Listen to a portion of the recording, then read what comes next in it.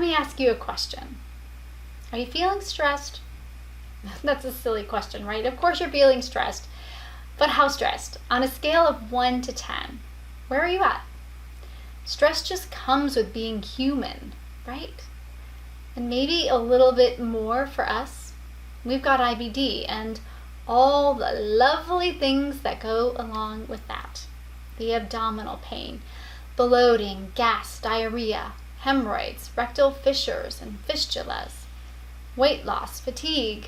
Sometimes we have heartburn or acid reflux, ulcers in our mouth, possibly joint pain or skin rashes. The challenges with Crohn's and colitis abound.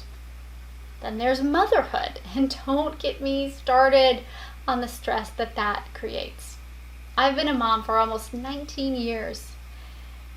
Oh, yikes, when I say that, it sounds so long. But those stressful moments that have come up throughout my kids' lifespan. And yes, there have been those crazy stressful, those out there moments that you can never possibly plan for.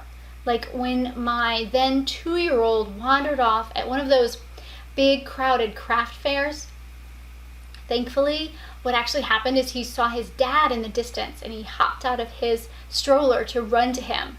But at the time, I didn't know that, and it was a really stressful few minutes with me screaming his name. Or when one of my kids accidentally shot the other one with a BB gun. Or when my then 8-year-old got a concussion because his brother dared him to take a steep jump on his bike. Thank God he was wearing his helmet. I don't even want to think about how bad that could have been. We all have crazy motherhood moments, but it's not just about those crazy moments. There's stress in those day-to-day moments too. If you're in the baby or the toddler phase right now, you know stress because you probably are sleep deprived. With school-aged kids, keeping up with their activities, it's a nightmare. And with teenagers and hormones, all that need to separate and to spread their wings, the mental stress and worry that you have about them, it's so intense. And apparently, just motherhood and IBD isn't enough. Now we have to add coronavirus to contend with. Many of our kids, they're schooling at home right now, and they spend countless hours each day on the computer trying to learn, trying to socially distance and deal with just how crazy it is that they can't hug or even hang out with their friend. How do you explain that to a 5-year-old? Maybe you've had to leave your job during all of this to care for your kids. According to census.gov, 1 in 5 parents have left their jobs to provide childcare for their kids during this pandemic.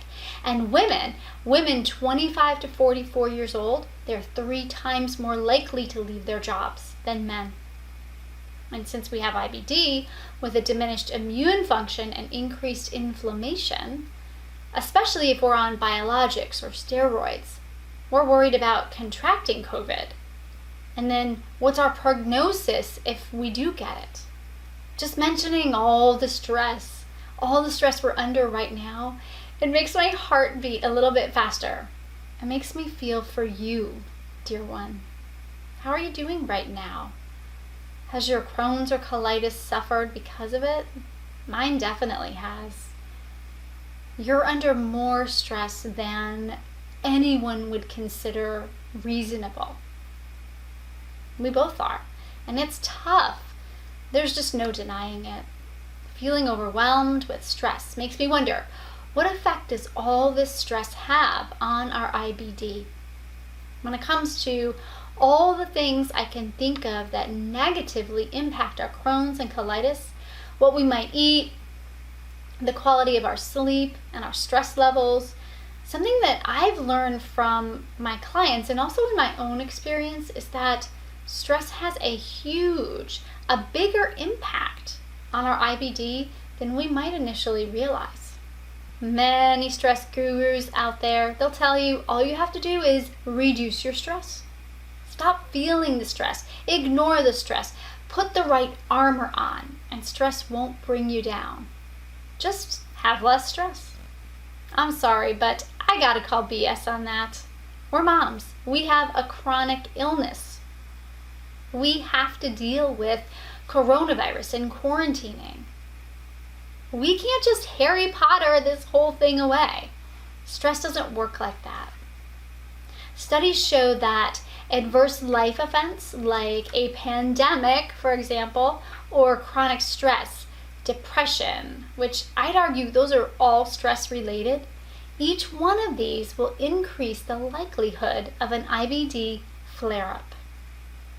How can we navigate everything that's going on in our life right now with a positive attitude without letting stress get so impactful that it brings our Crohn's and colitis right down the toilet? Like every good mystery TV show, we love it when the detective has that aha moment and it changes the course of everything. And within our stress mystery that we're talking about here, our aha moment, it starts with a little thing called insight. Insight into what's going on behind the scenes in our body.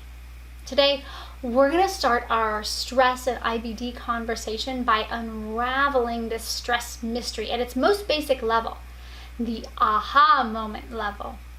At this first moment when we might not initially recognize the stress, but if we do learn to recognize it at this point, if we do start to be conscious about what's going on, we can use this inside of our body knowledge, not to our detriment, but to our advantage. Today on the podcast, we'll uncover the hormone that controls all this stress and wreaks havoc on our gut health if we don't stop the vicious cycle. We'll talk about what's objective versus subjective stress, and what does it have to do with our IB response to it. We'll get into the difference between acute stress and chronic stress, again focusing on how it impacts your Crohn's and colitis.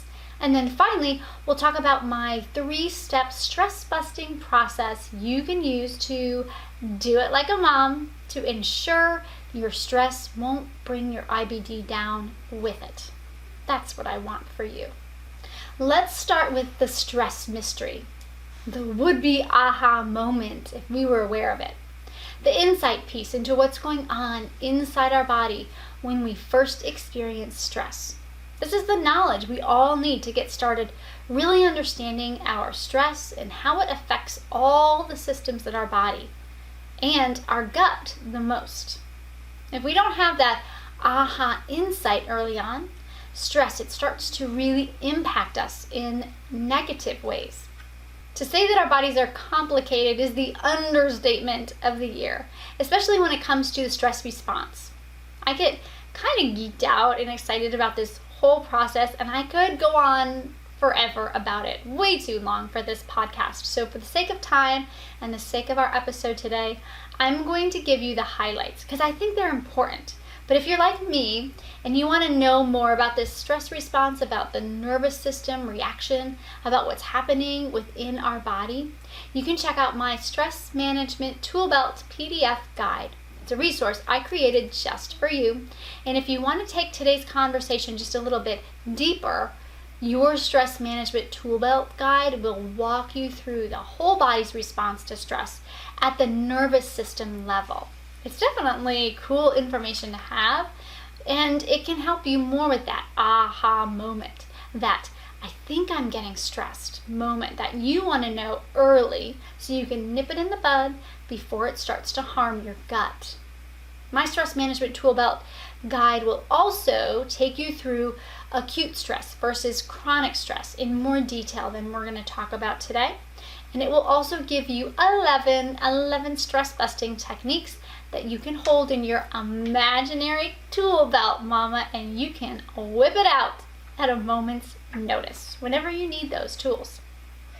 If you want to get your hands on this new free resource, just go to KarenHaley.com/stress, or you can find the link in the show notes. That's Karen, Karyn, Haley, HALEY.com/stress. Okay.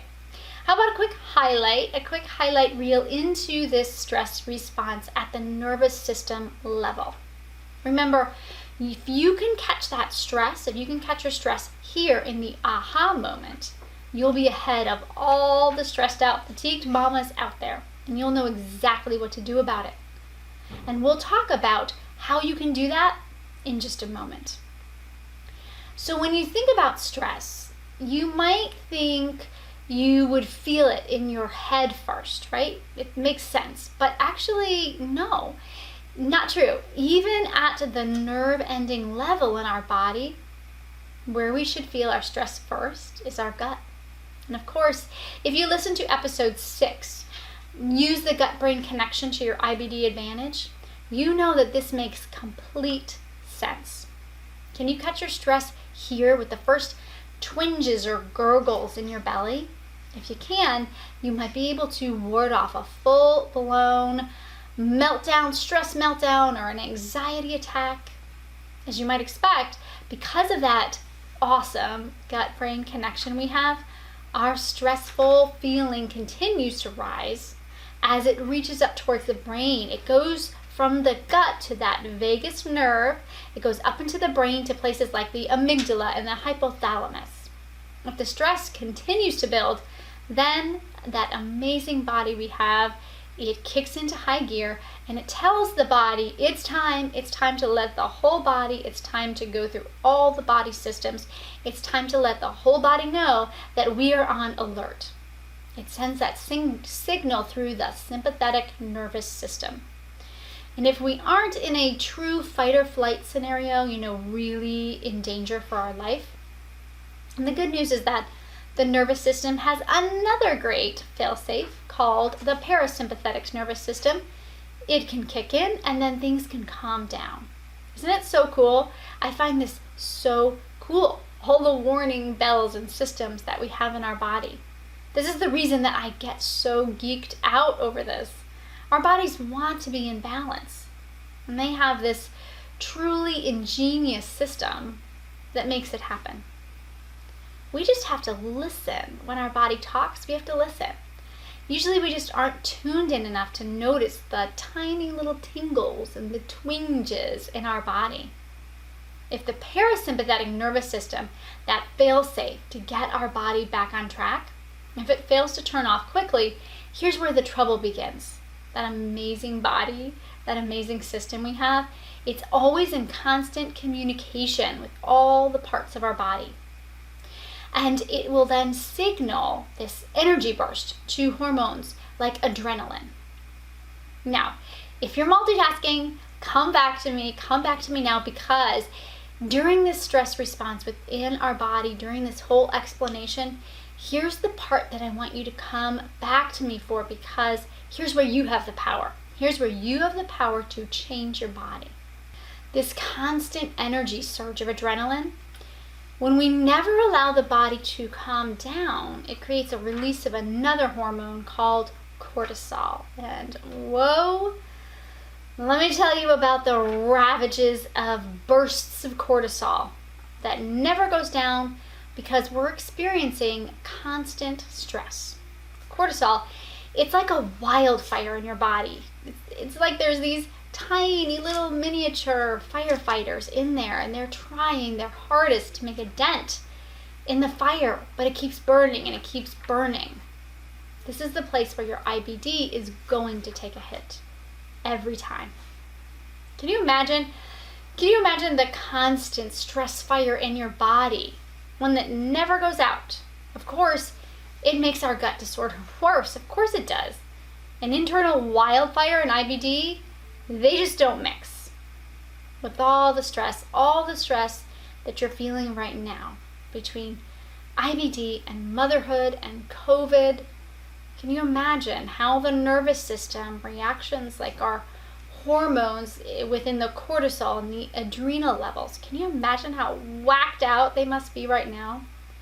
These systems and chemicals, they have a direct link to our immune function and our inflammatory response.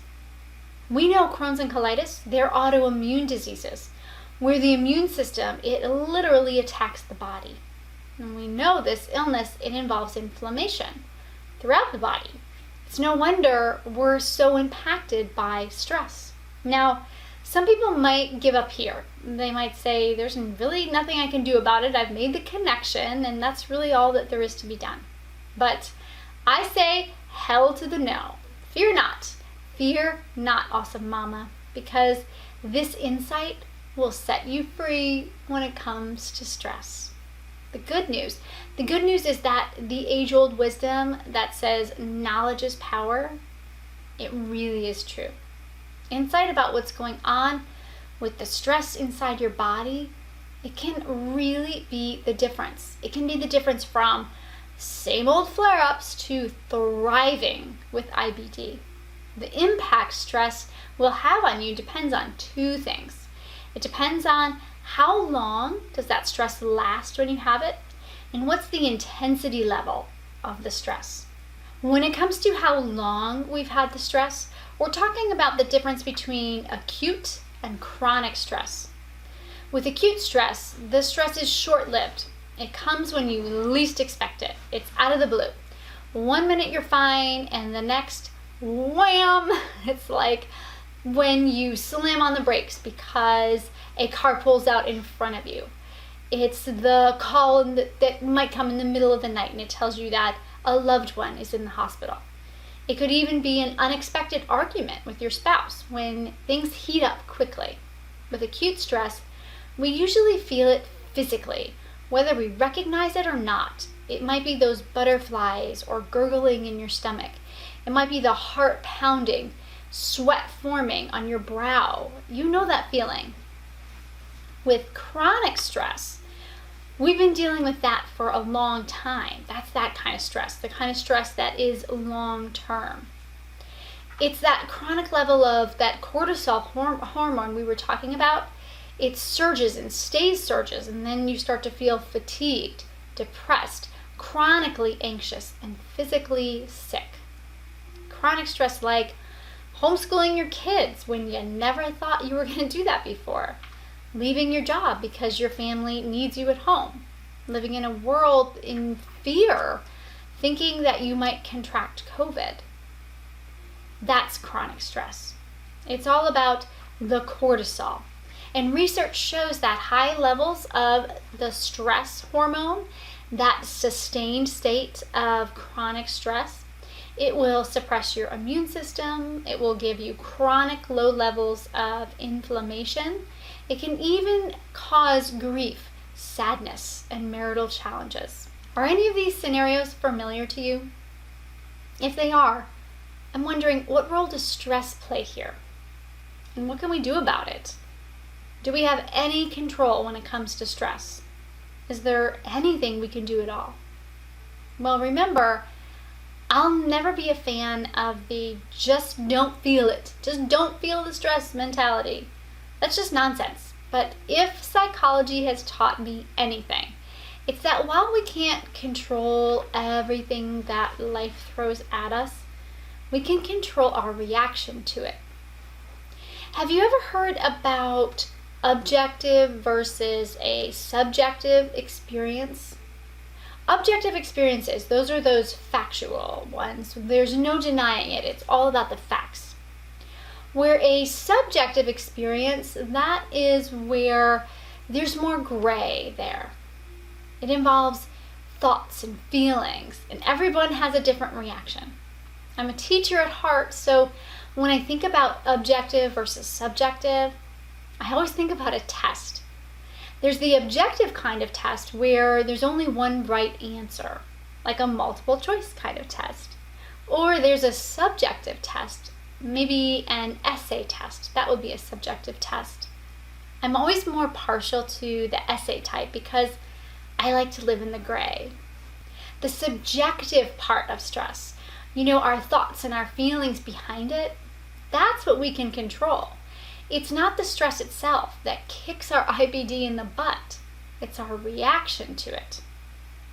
Why is it that the exact same experience, like an argument with a friend, it can be perceived by one friend as no big deal, just a blip, while the other friend might have a searing, burning memory of what happened that they just can't get out of their head?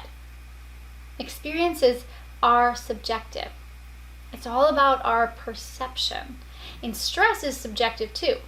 And how we experience the stress in our life, it will determine how it impacts our Crohn's and our colitis. And I don't know about you, but that's enough to make me want to work harder at my reaction to the stress in my life. Because there's actually a piece of it that I can control. Oh, and I love to be in control. Why do you think I work every day to lessen my type A tendencies? Remember that control I just said? Yeah, I work every day to lessen that. It's a constant battle, but I work at it every day because I know it's within my power. Maybe you can relate to that too.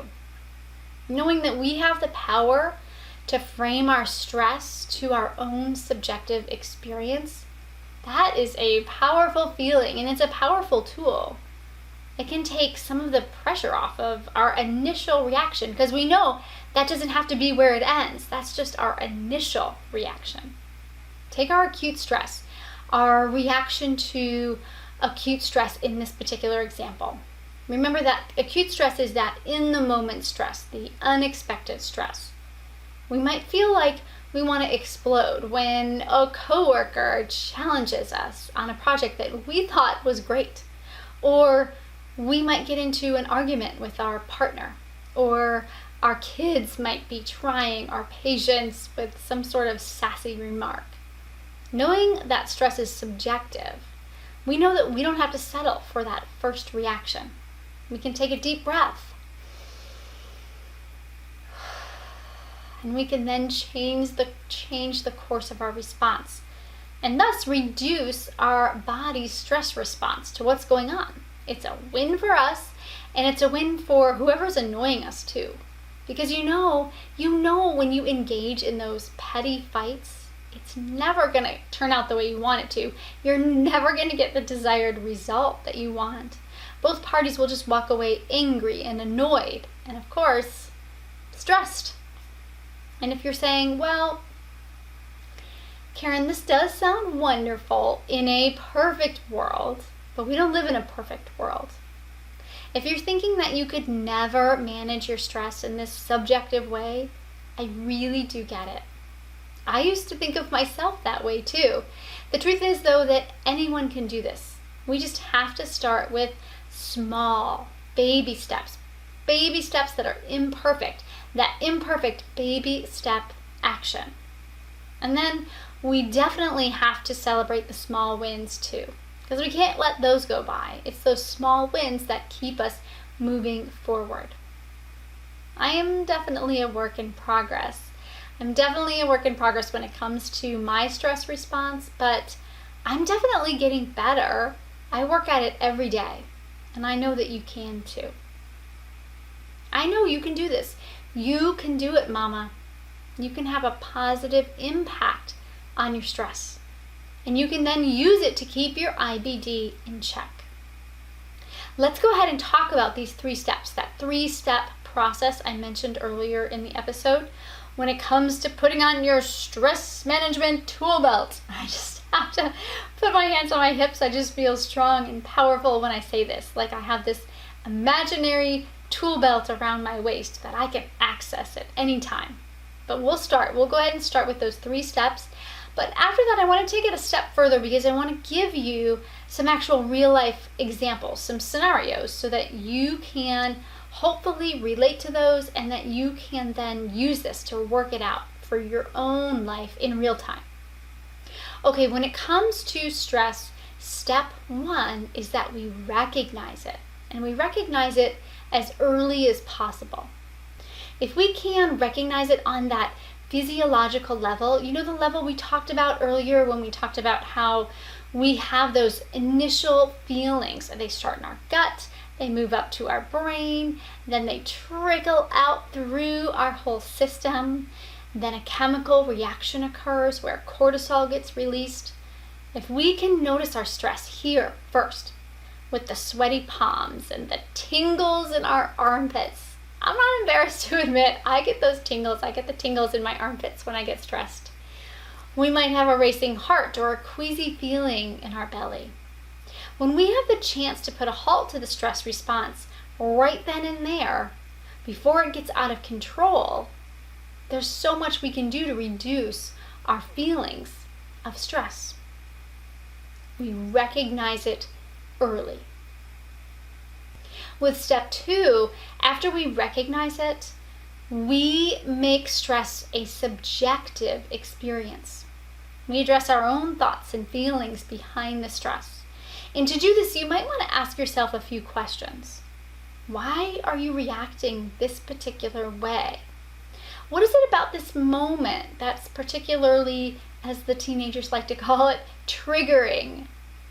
Can you take a step back and let what's going on just maybe marinate for a beat before you react? When stress is at play, taking a beat is always wise. If you have to respond in this moment, how can you reframe what you're feeling and let that guide your response? What if the other person's negative emotions have nothing to do with you and everything to do with them? Does knowing this change your response in any way? Remember, step number 2, stress is subjective. Reframe it and make it work for you. Step number 3. I know this step is going to sound a little crazy, but we have to make friends with our stress. Yes, I said it. We have to make friends with our stress. In fact, I want you to let stress be your best girlfriend. That girlfriend who talks to you, who gives you signals to help you be your best self, gives you warnings when something is a little off. Isn't that just the best girlfriend in the whole world, right? That girlfriend that has your back, that tells you when something's wrong. It can guide you. Stress can actually guide you. So when you make friends with it, you can see the stress in a whole new light. A light that guides you to positivity. A light that is a positive impact on your Crohn's and colitis instead of letting it bring you down. Step number 3, make friends with your stress. So there you have it. That's your 3 steps, your 3-step stress response. Recognize it early, reframe it if possible, and make friends with your stress. Let's put these steps into practice now. This is the juicy part. Let's actually put this into real life. Let's put this into practice with both acute and in-the-moment stress. So you can see how you can do it like a mom and rock your stress management tool belt. Okay, let's take an acute problem, a problem that all moms encounter, a problem like the demands on a mom's time. Whoo, that's a big one. We all experience this daily. When we have kids, our time is never our own. Kids need help with schoolwork. Kids need to go places. Maybe they need to go to dance practice or football practice. Kids might want to have a snack, or I guess they actually have to eat dinner every once in a while. And they might want to be read a bedtime story. Or if you have kids that are like mine, their favorite thing to do is to try to get my attention when I'm in the bathroom. With 3 energetic boys, any given day in my house, it's enough to give me stress. And it raises my blood pressure and my heart rate sometimes. Since this used to be a daily pitfall for me, where I would end up being, at best, annoyed. On my best day, I would call myself annoyed mom. But on my worst day, yelly mom. You know, the mom who yells all the time. And I really dislike being that mom. I knew I had to get a hold of this situation before it ruined my relationship with my kids. I used this very 3-step stress-busting plan, and I was able to get that acute stress under control, at least better control, I'll say. So step 1 with this particular scenario. Whenever it happened, whenever I started to feel stressed by people just dragging and pulling me for my time, I finally recognized it. I recognized it at the cellular level. For me, when I caught it early, I realized that I was getting this tightness in my belly. I call it my belly, but actually it's just right below the rib cage. There would be kind of a feeling of tightness there. And if it was later on in the stress journey, I realized that I almost had this anxious energy, almost like I was on hyper alert.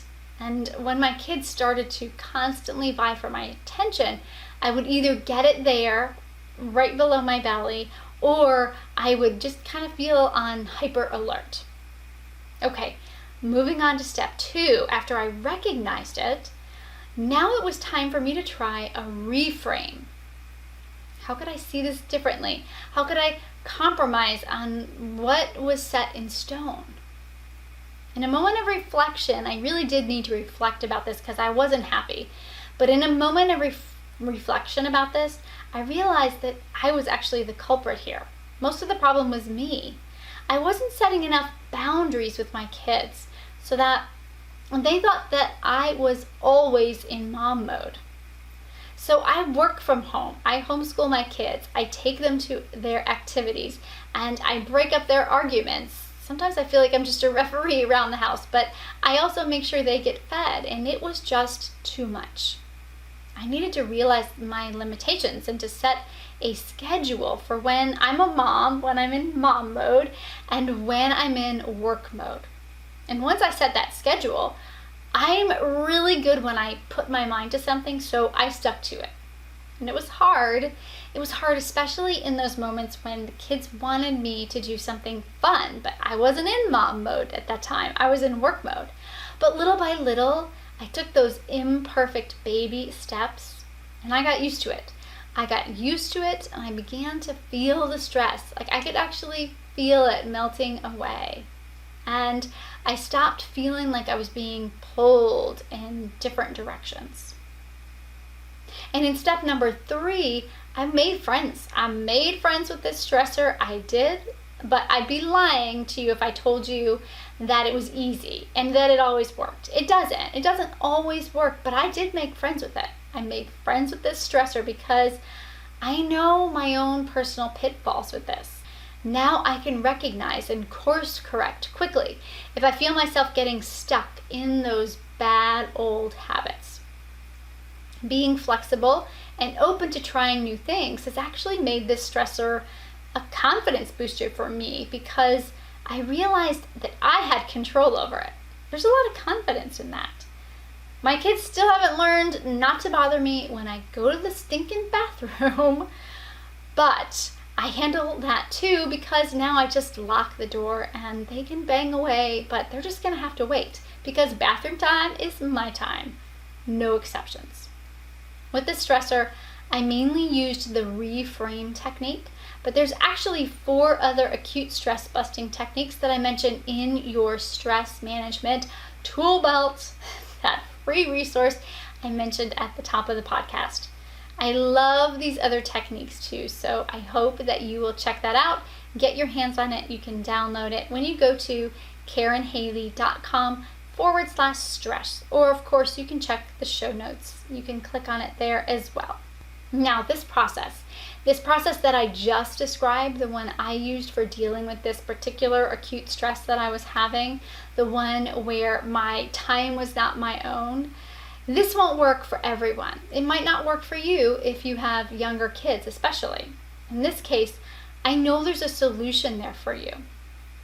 I know that this is figure outable. It just might take some brainstorming on your part and it might look drastically different from how it worked for me. In the case of younger kids, the question is, can your partner help out? What about a babysitter or a family member or a neighbor or a friend? Who can help you lighten your load so you don't constantly feel the stress of being pulled in a million different directions? I also want to take a real life look at the devastating kind of stress, that chronic stress, that ongoing stress, because that's the kind that will definitely negatively impact your IBD. Now for this kind of stress, I want to introduce you to my client, Abby. Abby, this is not her real name, but we're going to call her Abby for today. Abby had just as much stress as she could possibly take. Since coronavirus, Abby has had to quit her part-time job to stay at home with her kids. She started homeschooling them, and she felt really lost. A little while later, her dad was diagnosed with COVID-19, and he lives a whole plane ride away.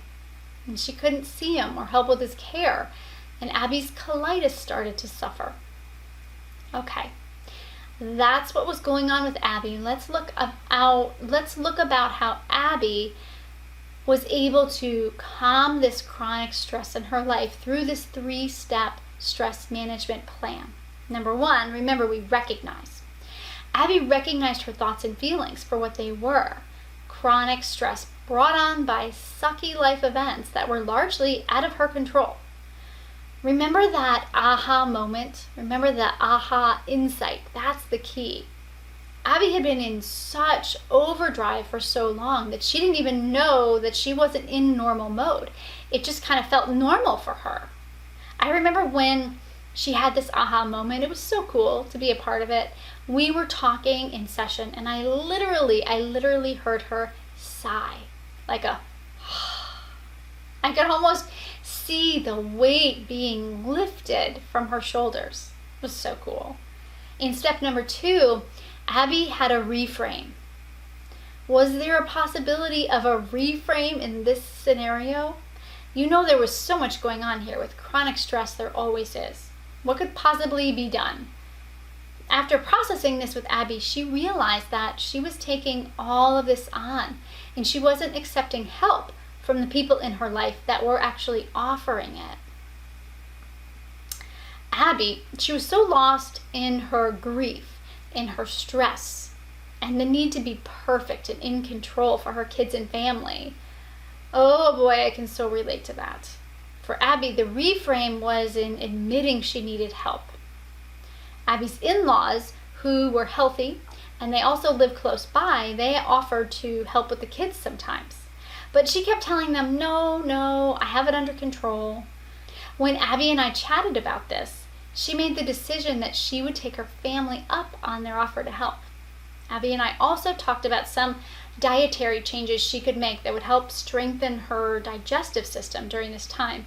And she also decided to make an appointment with her gastroenterologist to see if he had any ideas for her as well. That was step 2, the reframe.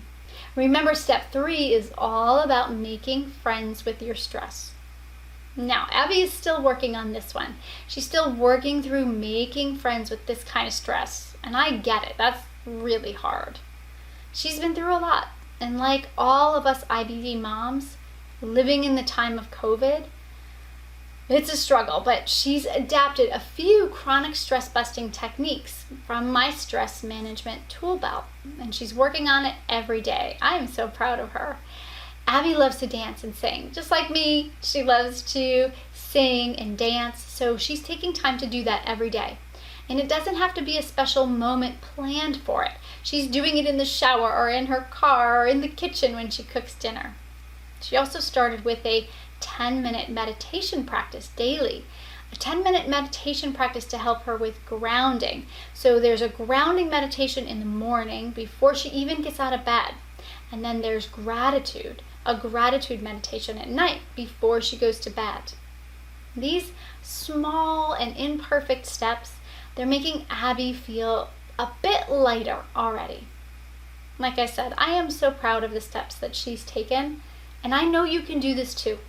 Remember, this concept about stress management, it's never going to be about getting rid of stress completely, or really at all, actually. And it's never about perfection. It's about seeing stress as subjective and knowing we have the power over it. It doesn't make our IBD worse when we commit to making stress busting a practice that we work at little by little, tweaking as we go, and we're already making massive steps in that direction. You can take this episode to the next level by downloading my free resource guide, Your Stress Management Tool Belt. And you can get that by going to KarenHaley.com/stress. And remember, I spell Karen with a Y. And as always, if you get stuck, reach out. I love it. I love it when you reach out, and I love it to connect with you. If it's not making sense to you, if one of the strategies are feeling confusing or you're not having success with it, reach out. I am always happy to help. Email me at hello@karenhaley.com. May your gut healing journey be full of aha moments, and may you always wear that imaginary stress management tool belt, because you never know when that acute stress or the chronic stress might come into your life. It might try to derail you from the incredible place you know you deserve to be. I'm wishing you a cheeky and healthy IBD journey. Bye for now.